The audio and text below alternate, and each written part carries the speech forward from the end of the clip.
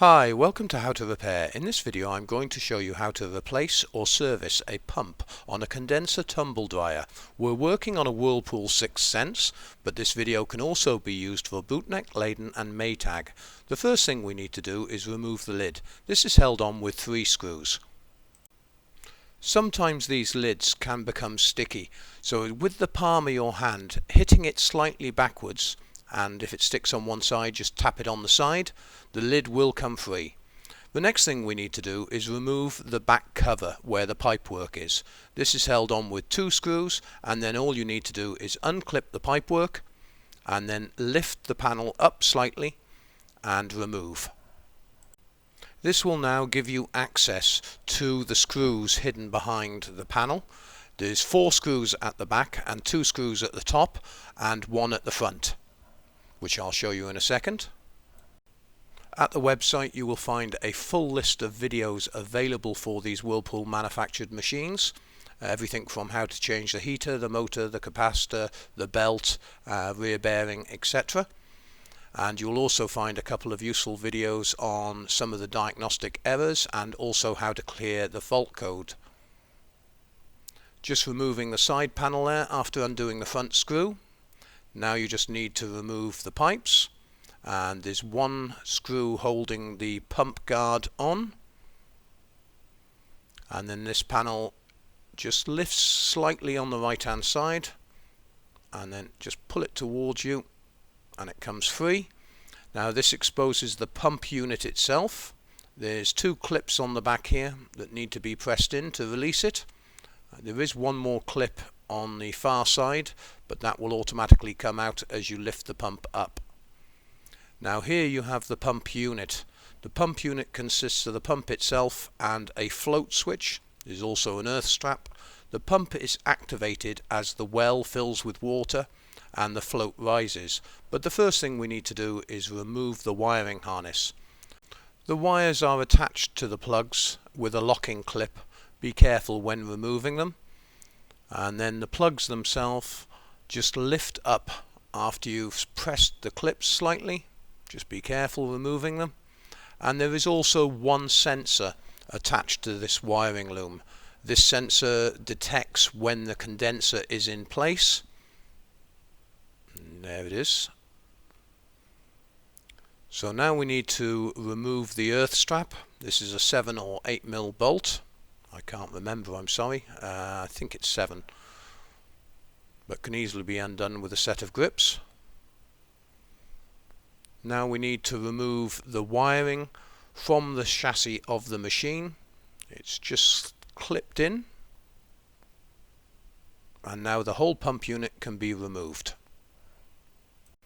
The first job you need to do is to clear all the ducting of all the debris and fluff, as this is what's caused the problem with this pump unit in the first place, which you'll see in a minute.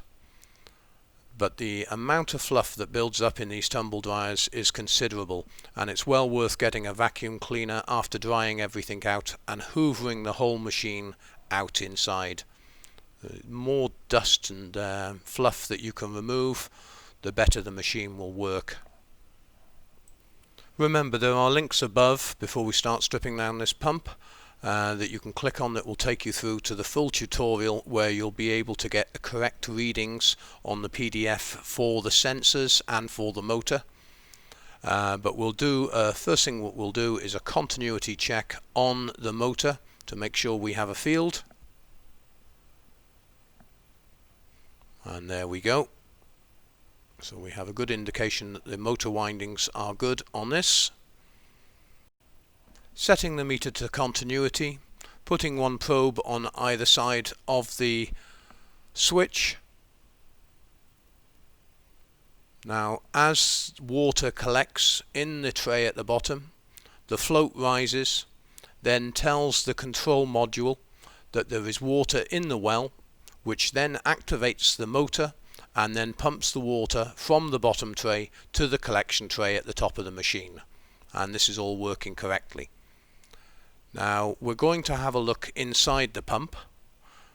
The pump unit itself is, the cover is held on with 4 clips. They can be very brittle. do take your time taking this apart, as you do not want to break any of the clips, and if you do, you will most probably end up having to buy a new pump. But once the cover comes off, you can see some fluff already in there, and on close inspection behind the impeller, fibers have wrapped themselves around the shaft. I normally find it easier when doing this job to actually remove the impeller on this model, because they are rubber and it will come off, but do make a note of which way it does come off, and this will give you better access to the shaft.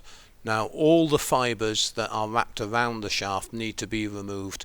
You can either use a pair of tweezers, or as I'm doing, using my pin nose pliers, and I've got a little hook that tries to rip them off the shaft. But if the pump is not repairable, then you are going to have to replace the pump. They're not that expensive. By entering your model number in on the website, you will find the part. Also the sensor is available as well, plus all the other parts for your appliance. But you can see the amount of fiber that has built up around this. So after cleaning it, replace the impeller, make sure you get it back on correctly, and then replace the cover. While I'm reassembling this and cleaning up everything, I can't emphasize enough that it's well worth taking your time and literally go through all the nooks and crannies on the machine and clear as much of the fluff as possible. Get the vacuum cleaner, hoover out all the inside of the machine, as it will prolong the life of the machine no end. Now remember also, there are links above to our YouTube channel and Facebook. Please subscribe to our channel, as that's what keeps us going and able to make these free videos for you. And there's also a donation button at the top there to buy us a beer if you found this video helpful. And remember, you can get all the parts at the website for your appliance. Just enter your model number in, and you should always enter the full model number off the ID plate, not what is written on the facial panel, because they do differ. Remember, you can always contact us at the website using the email or the live chat while we're open. And if you need any advice on appliances, just look through the video tutorial section under the repair guides or the FAQ. You can always use the search. So now we're connecting all the wiring up. All you need to do now is replace the side panels, the back panel and the lid, and remember to clear down the error code using the other video that we have on the website, how to clear the error codes on a Whirlpool. Thanks for watching this video, and please remember to subscribe to our channel, as that's what keeps us going and able to make these free videos for you. Thanks for watching.